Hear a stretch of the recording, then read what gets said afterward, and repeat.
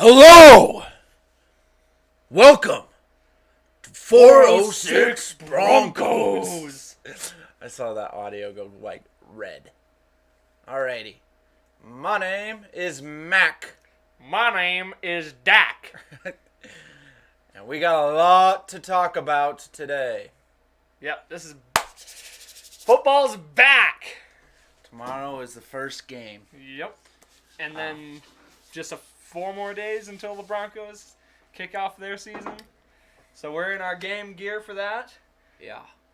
It's about time. I'm so ready for football to be back. I know. I am too. Yeah, me too. All right, so let's go ahead. We got a lot to talk about here, so we're gonna go ahead and just start kicking this. We gotta crunch this down. Yeah. So we'll start off with some news for the week. We'll go over the cuts that we had here over the week, and who made the roster, who made the practice squad. So some big cuts that we had as far as after preseason. Jordan Leslie was a big one. I thought he had a good chance to be one of them wide receivers on the roster. Wasn't he the one who kind of threw a fit too? Yeah. He went out and was. He has reason to be mad because 2 years and he's been cut and he's had good numbers both times. But, right. I mean, he's just not. It's also when you're playing for the third strings, you're gonna get a lot of time, so you're bound to get good numbers. It's not always about your numbers; it's about how you perform. I thought he did good though. But, there's only so many roster spots. Let's see. Marcus Rush, I thought he had some good moments. Marcus Rios, we've seen him do some decent stuff. Let's see. There was a few that, like Carlos Henderson, I saw that coming. There was a few that I was kind of upset with. Like D'Angelo Henderson, I'm very upset with that. I thought he should have at least been... he could have easily been the 4th running back. Yeah, what about Zaire Anderson? Very upset about that. I like that guy. He's a really good special teams player, so definitely not happy to see him go. Also, they got rid of Isaiah McKenzie. Briefly. Yeah. We did say... Now, that one's kind of funny to me because you and me were like, out. Get him out.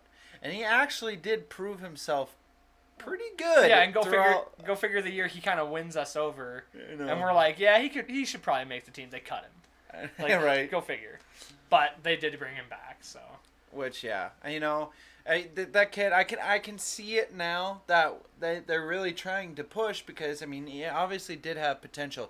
He just, some stupid calling on his part, especially his first year. Yeah, he's still not even a starter, like not even on special teams, so we'll see what, I think he's just there to fill the slot.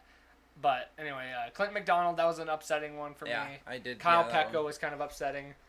There's only so many D-line spots too. Shamarko Thomas, he did good stuff.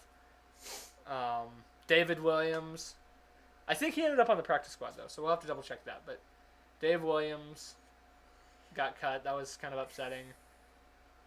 And I think that's it for all the really upsetting ones. And then Gerald Garcia Williams and Troy Fugamali were both put on IR. Well, and then they just put another one on IR, didn't they? Yeah, it was Sua Cravens. But he's only on for 8 weeks. It's not. These guys are on season ending. Okay. IR. I was wondering about that Fumagalli one. Yeah, they're on season ending IR. And then what's the PUP list? Yeah. Unable to perform. So he's still legally on our, he's still allowed to be on our team. Legally. Yeah, well, whatever. But so yeah, those are the big cuts. Let's see who made is this the... No, I didn't switch it over yet. So the ones that we did put on the practice squad, go ahead and list them off. Trey Marshall, right up there, went on to the practice squado. Wait a minute. Why is Kyle Pecco on there? Oh, wait. Not D'Amata.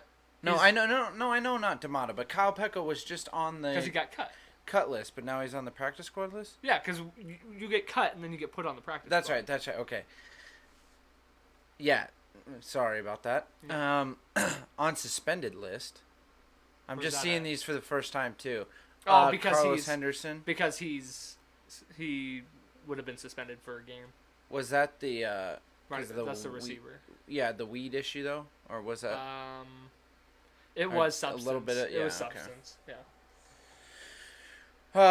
I said Brian Parker already, haven't I? No. But, Well, Brian Parker, fine. Austin Schloffman. Brendan Langley. River Craycraft. David Williams. Carlos Henderson. Jeff Holland. Deshaun Williams. And Avery Genesee. I agree with all of these. They're all really good picks to keep. Brandon Langley, he had a bad preseason, but he's still worth keeping. River Craycraft seems to be a talent. pretty good. David Williams is a talent to keep. Yeah. He did some good stuff. Yeah. David So Williams, I mean, it's good to have him still. Jeff Holland is a good, he's a good linebacker. So he could be somebody down the road. All these guys could be somebody down the road, but obviously not this year. Not right now. So let's go ahead and go to the active roster. We got the official depth chart for this game. Bear in mind, this picture of it is very small. So okay. So are we going? You start, and I'll. Okay, I'll start with the O line. Starting our line from left to right is Garrett Bowles, Ronald Leary, Matt Paradis, Connor McGovern, and Jared Veldheer. There's two new people on that list, isn't there? Jared Veldheer and Connor McGovern. Yes, from And last the year. other, so the other one. Well, Connor McGovern did play a little bit at the end of last year. That spot was always kind of shaky. I don't remember that. Max Garcia and Sam Jones will be the center guard swaps. Billy Turner and Elijah Wilkinson will be the tackle swaps. They're tackle guards. Alrighty. The receiver wise, Demarius Thomas, Emmanuel Sanders, Cortland Sutton right underneath Emmanuel Sanders, and then you got Deshaun Hamilton. And then Tim Patrick, and then who Tim Patrick is awesome that he made the cut. Right. Real quick, what is that one? Isaiah McKenzie. No, I know, but I was looking above him. Real quick, they were talking. I saw about putting, which this is what they should do anyway, is putting Emmanuel in the slot, because they'll now have Sutton and Demarius on the ends. I like that. Yeah. Utilize him like a Stephon Diggs. Yeah. There you go. Oh my! I think Stephon goes on the outside too. Land. And then of course, if you want to do the two receiver, we know that Sanders can do the deep receiver too. He can be a wide out. Yeah. Yeah, he's pretty much universal. Oh, I love it. Tight ends. Starting tight end is Jeff Hireman. he proved himself too. My goodness, he did have a great preseason, and that boy can truck. Yeah, He throw people away. He'll be a good blocker too. So we're excited to see what he can do. And then of course Jake Butt behind him. And then surprising to me, Matt Lacrosse is the one that made the cut for the third tight end spot. I thought it would be Trailer, but Lacrosse? Lacrosse. There's no R. Or Matt Lacoste maybe is what it is. But so those are your tight ends. Alrighty, we predicted this one. On the running backs, Royce Freeman taking the spot. Big time. I saw that kind of a mile away, especially this preseason, man. Completely outperformed Devontae Booker. Yep. Big time. I like this too, that Philip Lindsay is on our team, because that kid really worked his butt off for that. He did good. So I'm glad about that. I was glad to see that kid make our team. So yeah, and then Booker is behind. well, yeah, Booker's the second, but we were talking, we almost thought maybe he would get cut. Yeah. I don't blame him for wanting to have a veteran in the backing group, especially when you have two rookies. So it makes sense to me. But man, Philip Lindsay, he's going to be a special teams talent. He's going to be a third down running back talent. Like, you could do so much with him. You could put him on a pass route. This guy's going to be insanely good this year for us. And then I guess you could say Andy Janovich as well on the running backs as far as the fullback. I'm glad to see them bringing him back. I mean, he proved himself, especially like you said how he blocked wonderfully for that. Was it the third? The last game. Or was it the last? It No, it was the third one, yeah. Because, of course, he didn't play in the last one. But quarterbacks, This one was pretty obvious, except this was kind of a roller coaster week for quarterbacks, only because so we got starter Case Keenum, backup is Chad Kelly, and then Paxton Lynch made the cut, then got cut because we picked up Kevin Hogan, which I was super disappointed that we went with 3 quarterbacks, which I'm still disappointed at that. But the fact that Paxton Lynch is not one of them makes it a little bit more worth it to me. So very, very happy about that. Let's go to defense. I got to start it off. Yeah, go ahead and do D-line. Yeah, we got D-Wolf, baby. Dematopeko. Adam Gotsis. Brilliant. It was last year's lineup right there. Yeah. And I like those 3. And go ahead and name the backups, because this backup crew could be a starting D-line. Yeah. Zach Kerr, Shelby Harris, and DeMarcus Walker. That's a... God. Yeah. We're going to have... Just wait till you hear the linebackers. Yeah. Okay. The defense is exciting. Okay. These are your starting linebackers, okay? Bradley Chubb, Von Miller, Todd Davis, and Brandon Marshall. Those are your 4 starters. Your backups are Shaquille Barrett, Shane Ray, Joseph Jones, and Josie Jewell. My word. This is going to be a great year. What? Hold on. What you looking at?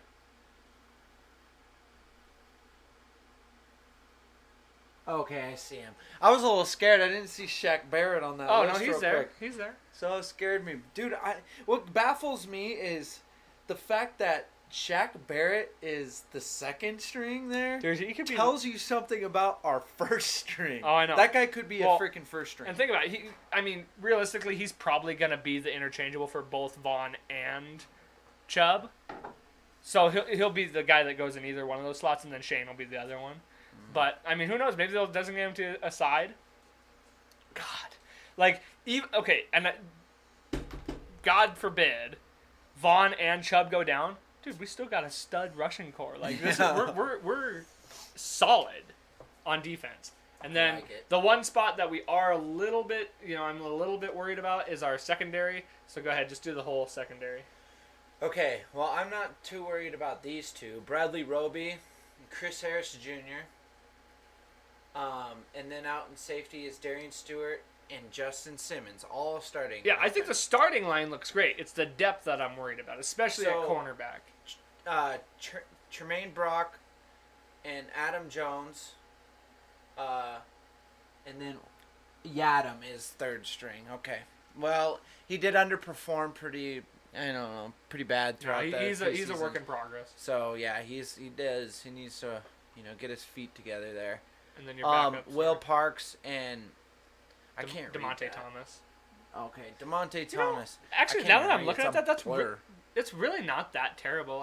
The cornerbacks I'm a little bit worried about as far as their depth, but that's actually a pretty decent crew, especially with that. Like Adam Jones is at least a veteran, and Sua Cravens went on IR. We probably already kind of mentioned that, but we didn't really, but we did say it was for 8 weeks, which that kind of troubles me because that's kind of what was the issue in the first place. And we traded for him. So he did look good in that last game too. So God, hopefully he's back quickly. And then we already know who our special teams guys are. As far as kick returns and punt returns, Philip Lindsay is starting at kick returner with Adam Jones, and then punt returner is Adam Jones backing up with Isaiah McKenzie as his backup. So, also 10 rookies made the cut this year. That is the most in a very long time for us. Unheard of. Yeah. So very exciting to see that happen for some of these young guys. Change. Yeah, we're gonna have a young team this year. So that's the team. Those are the guys that made the cut. But let's talk about the big deal this week, and that is Sunday football. Taking on the Seahawks. Thoughts, opinions. I think we're going to win. Well, just the fact of, we kind of have a fresh team, sort of say, on this whole ordeal. But how they kind of finished out throughout the preseason, how Seattle is actually dwindling. I guess they got Earl Thomas back. That's for sure. But they got that. Think about the fact that he hasn't practiced. Well, he's practiced, but he hasn't played at all. He's definitely been limited in practice. So he's not like just game ready. Yeah, but And he's going up against a tough team right now. It's true, but on the road. It also, I mean, he's used to there. Like he's gonna come back. Yeah, to him. yeah, he's a veteran. But so, yeah, there's that guy though. Like you really can't name that defense really all that well anymore. Yeah, I mean Shaquem Griffin is. Well, yeah, and they made him as a starter. Yeah, now. because KJ Wright's out, which Yeah. I mean, I really like Shaquem Griffin. I like the story. I like what he's done. He's a really good player, but he's not. I mean, he's a rookie just as much as any other rookie. Yeah, I know. So you know, veteran offenses pick rookies apart if you know how to do it. I'm really excited to see what Royce Freeman can do against this defense. It's not the same defense that we're used to seeing that can stop the rush so well. And actually, I don't think Seattle's defense was really ever that good at stopping the rush. They were always a pass defense team. I would say we should utilize more of the rush on them, especially I mean secondary is probably a little bit more. I think they're just wounded, man. Like the only saving grace I can see for them is their offense, and they don't like name any receiver besides Doug Baldwin right now, off the top of your head. That was going to be it. I can't. Yeah, they're exactly like it's not easy. I can't name a tight end now that Jimmy Graham's gone. I think Luke Wilson's gone too. Is it Rashad Penny? No, it's Chris Carson. Oh, okay, yeah. Rashad Penny's their backup. Secondary, yeah. Okay. And then their O-line is garbage. I don't know Seattle anymore, to be honest. Their saving grace is Russell Wilson, man. And that's hard for a team. You can't have your quarterback carry the team. I think they're in their lull days right now. So unless if Russell Wilson is this like hidden gem to be the only lonely bird out there. See, what I'm worried about is if we lose, because that is not good.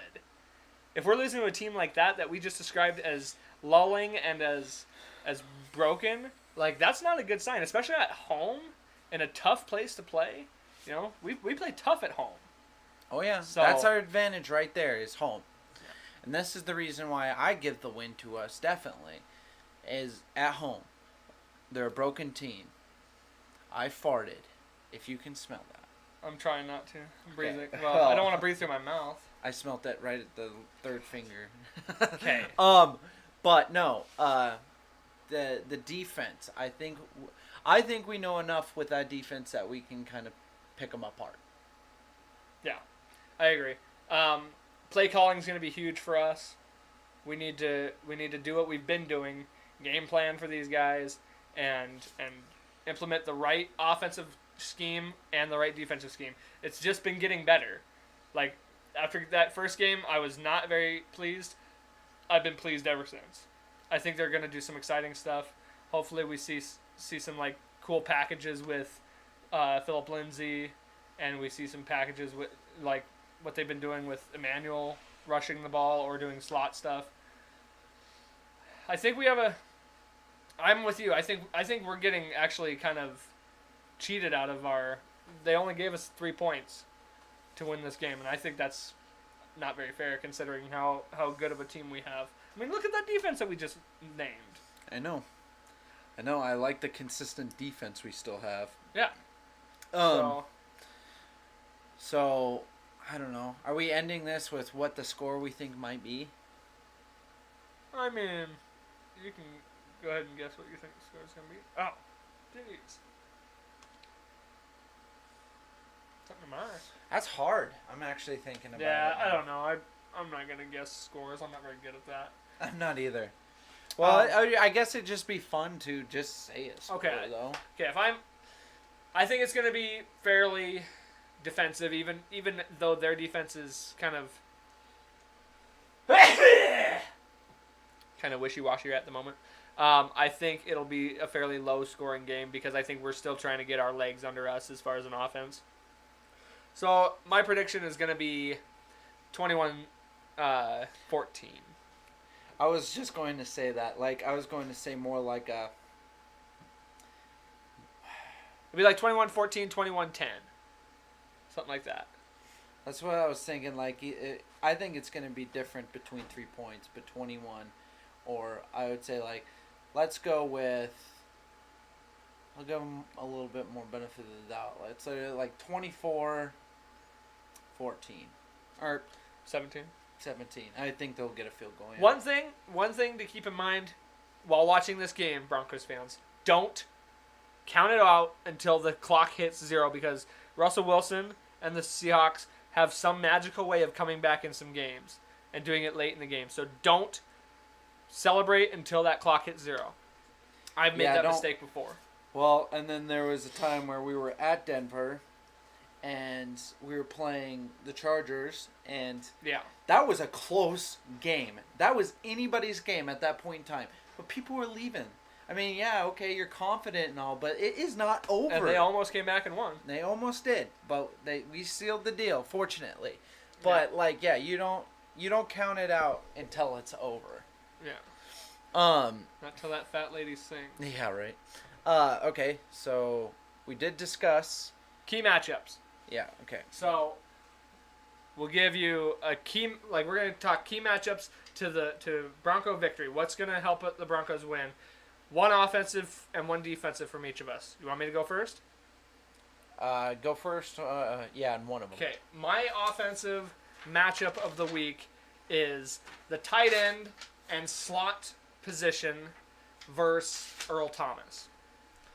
Because typically your safeties are the ones that cover your slot or your tight end position. So those guys, if they can kind of single out Earl Thomas, especially since he's been out, maybe kind of get in his head a little bit. If they can penetrate that part of the defense, we'll be fine because that's their strongest point right now. So that's my key matchup. It's kind of hard because I don't know how really any other matchup. I could say the run game against the line, and I think that's a good one. Yeah, but it's not their best suit. But I think it's. I would say the run game versus the linebackers, because if they can get past that second level, they'll be fine. If Royce can get past that second level, that's with anybody, but it's the fact of. I just think in everything that we're talking about, I think that Denver is going to utilize more on that run game. Because I think they know the line is not as good. Earl Thomas is out there. They're going to be a little wary with that too. They obviously their secondary is just a bit better than their line. So we're going to utilize more of the run. I could also see them trying. Okay, so the only reason I see them maybe not doing the run would only be because Royce is a rookie. They don't want to get him flustered right away, start the season. But I could also see them doing the run in favor of the pass so they don't get Keenum, to kind of ease Keenum into the offense. But we probably just see a balanced game, to be honest. I would hope so, because that's your best type of play, is if you can balance it out perfectly, then you have the defense guessing all game. Yeah, well, it's sort of. Remember when we were talking about, that was balanced, but Musgrave I could read him like a book. Every play he was doing, it was the same ordeal. It was the same steps. Hopefully that's not the case. Hopefully they talked through that because, yes, they got to run, and then they got a short pass, and they got to run. You got to mix it and match it. But if you can do that, and, don't put too much stress on either side of the ball there, I think we'll come out pretty good. Okay, defensive matchup. You want to go or you want me to go? I think because it's their only weapon right now is the cornerbacks on Doug Baldwin. See, that's what I was wondering. Who's going to cover him? Because they were Chris Harris was talking about him playing in the slot like he usually does. Yeah, I don't know who's covering Doug Baldwin. But I don't know if Chris is actually going to go to the outside and cover the main receivers. Either way, it should be either Chris or Roby. It will be. It's going to be one of those two. So, just the matchup there, because that could be the kicker on us. That's a big one, yeah. Making sure you isolate Doug Baldwin is huge. Also, I'll let you go because I got another point. Okay, I was going to say probably my biggest offensive matchup, key to the game, is pass rush versus Russell Wilson. Yep. If they can contain Russell Wilson, get him on the ground, make sure he doesn't roll out of the pocket and make plays happen, that's your key. Because if you can do that, there's nothing this team can do. The linebackers also need to watch the run game because I'm not quite sure how this Seattle run game is going to be. They've always had a pretty decent run game, and we've typically had a bad run defense. So our linebackers need to step up on that too. We didn't have a too bad of one coming in from last year, right in the beginning. We actually killed at the run stop, and then something just screwed up. I don't even know what happened. Well, we need to. But what did we hold? We held Zeke to having Demono Pecco and Shelby Harris has helped a lot. Okay, yeah. No, those three guys right there. I mean, if you can coordinate it right, you shouldn't have many people going through that. No. But yes, that was my other point: is containing Russell Wilson, not having him run out of that pocket because that will kill us if he can get out of it. And if I had to isolate one person on that, I'd say Bradley Chubb needs to really, because this is his first rodeo with Russell Wilson. He needs to be head in the game for this one. Because if he gets flustered or if he loses sight of Russell Wilson just a couple times, that could be a dagger for us. Mm-hmm. Okay, let's do picks. Okay. So we're gonna end this off with our game predictions for the week. This is the whole NFL. I didn't even pick. Well, okay. Go. You kind of start real quick. And Okay. I'll let you know. So we're gonna talk about tomorrow's game: Atlanta at Philadelphia. I'm taking the home team, Philadelphia. Super Bowl champs. They're gonna come into that building. It's gonna be roaring, super loud. They're gonna take the win in a close game. I just put down Falcons, and for one reason is Nick Foles hasn't been looking the best in preseason, and I think this could be an upset with the Eagles coming in, maybe kind of hot, but Falcons are a very good team. They're a playoff team too, and they have Matt Ryan on the ball. I think Falcons can take away from this. I mean, just like last year when Patriots and Chiefs played, and we thought Patriots were going to take this, and Chiefs blew them out of the water. Yeah, this thing could be a same scenario. All right, Cincinnati at Indy. This is actually a tough one because both these teams suck. I'm again going to take the home team. Simply, my only thing on that would be because I think Andrew Luck's going to come back confident and he's going to have a big game. Other than that, I have no reason to believe in Cincinnati. So I don't have anything to believe in Cincinnati either, but I'm going to pick them. I mean, just Indy sucks. Just just for the fact that Luck hasn't been in for a while. I don't know. Maybe he will get the beginner's luck, but he also can get the dust on the shoulders thing. So yeah, I don't know. I'm bagging on Luck. That's the only thing that And there's not. I mean, even like if you even looked at power rankings, they suck as a team. Like they're the worst. They don't have. Yeah, they were. They don't have anything going for them besides luck. Their defense kind of sucks. Yeah. So I don't know. It's gonna be a dumb game. It's gonna be a pointless That's why it was game. tough. To be honest. Some of these tough ones are always the worst games. Yeah. Buffalo at Baltimore. I'm taking Baltimore because Buffalo is just a wreck right now, and Baltimore is looking super hot. Yep, I agree. I think Ravens are going to take that one. Yeah, what the Bills? I don't know. They're looking like the new Browns right now. Like the amount of calls and things they've made, the changes they've done. Like I don't know, man. Strip that team down. Yeah, they have. They really have. Bare bones.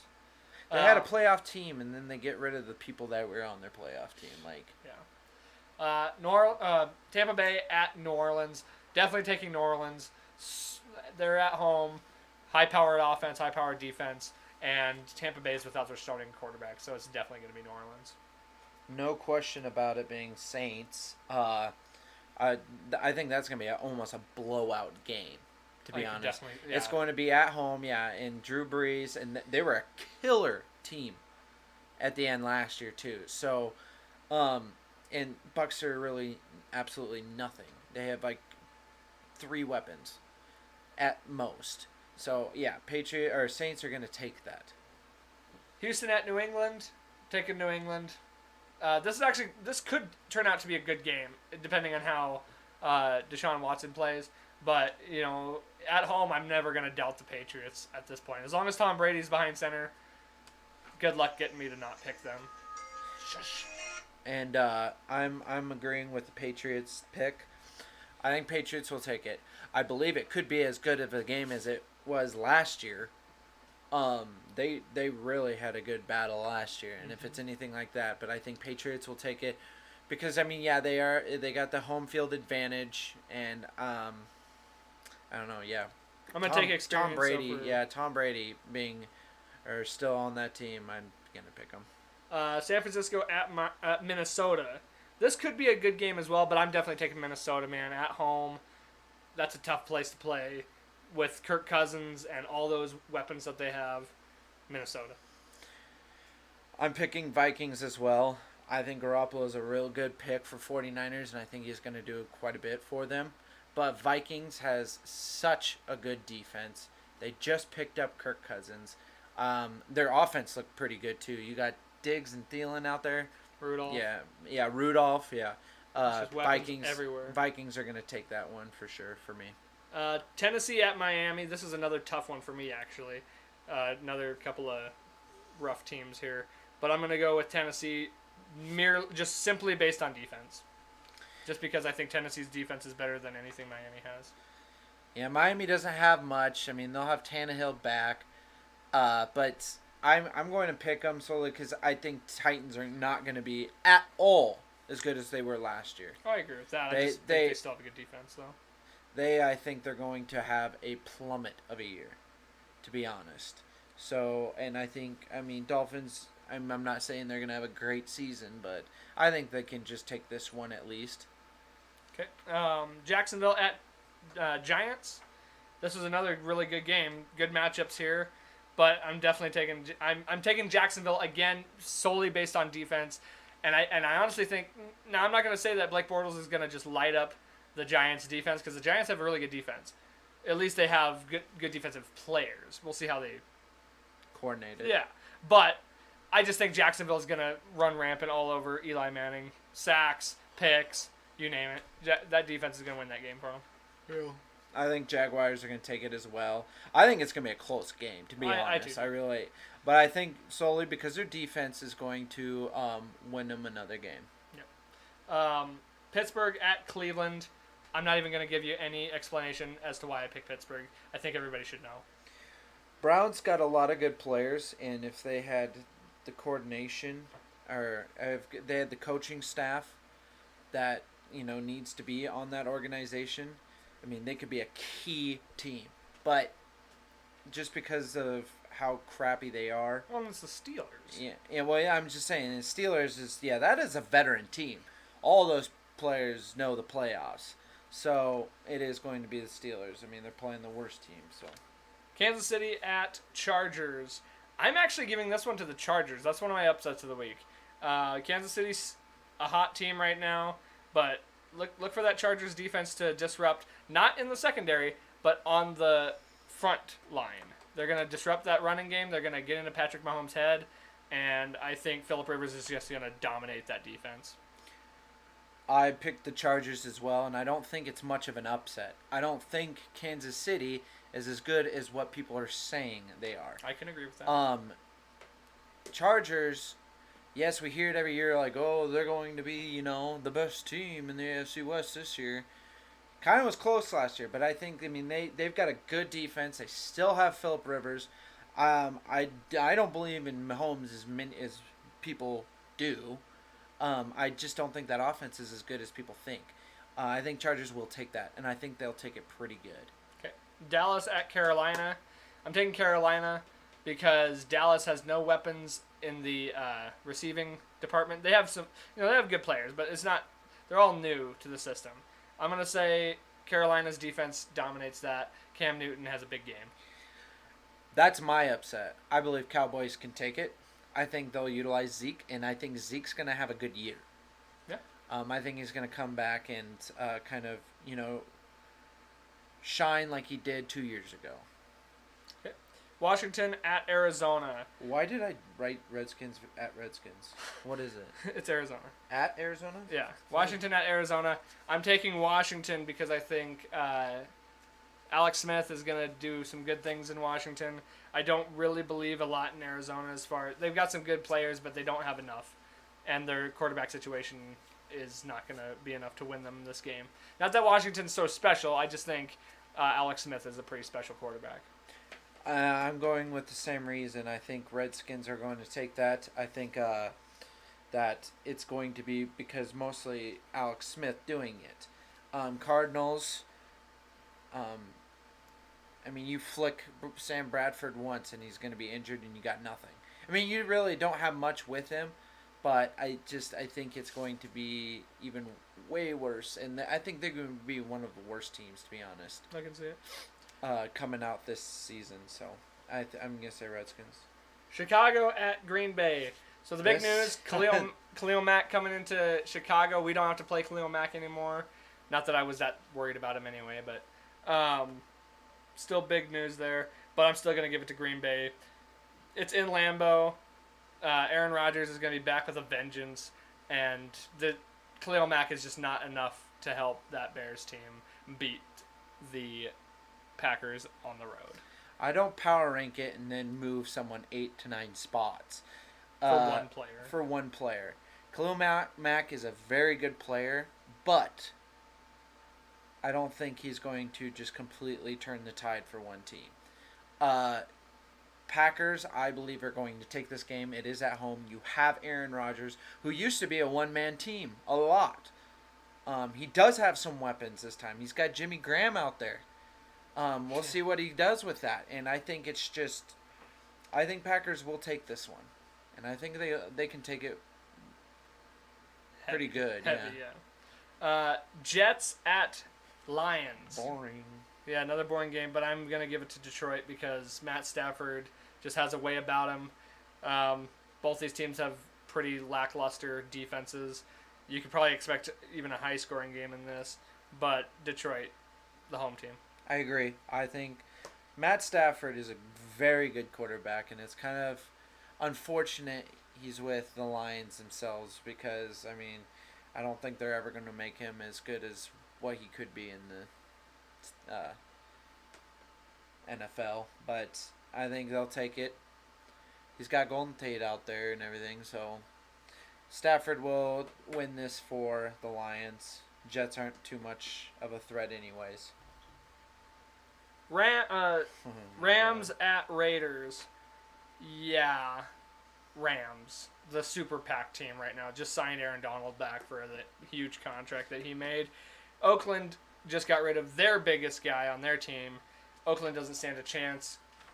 Rams take it big time. Oakland's doing a lot of different moves. And obviously that move, I think they're down. And with the Rams' hot defense and good offense, Rams are gonna be different to watch this year. It's gonna be crazy. I don't even know where they're pulling all this money out of their butt to sign all these people, but they are actually playing to win this year. I mean, so I say Rams take it all the way. Yep. And then of course, last game on our list, Seattle at Denver. Oh, that hit me in the face. Yeah, you know what it is. It's gonna be Denver, baby. All day, every day, Broncos. So, thank you for watching. It's football. We're back. It's gonna be a fun year, and this is where this podcast is gonna really blow up because this is where we're gonna shine. I think. We'll throw out some live stuff. You're gonna see us pissed off. You're gonna see us happy. Yeah, we're gonna do a halftime deal and we'll do a post game deal when we're all done with the game there. So, oh, I went the wrong way. It's this one right here. Take a look at that. And don't forget, never forget. Have a good night, and thank you for watching. Check out all of our stuff on Facebook, Instagram, blah, blah, blah, blah, blah. Go Broncos. Yeah.